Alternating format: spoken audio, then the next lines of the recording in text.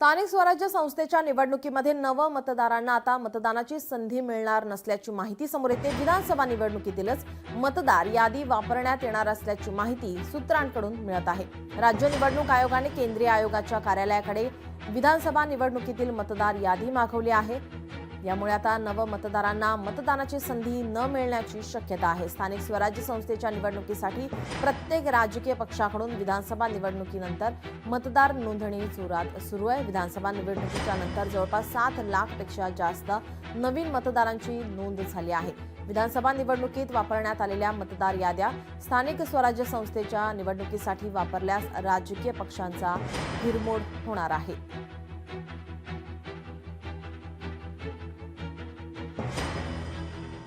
विधानसभा निवडणुकीच्या नंतर जवळपास 7 लाखपेक्षा जास्त नवीन मतदारांची नोंद झालेली आहे। पालिका निवडणुकीत नव्या मतदारांना संधी मिळणार की नाही याकडे आता सर्वांचं लक्ष असेल।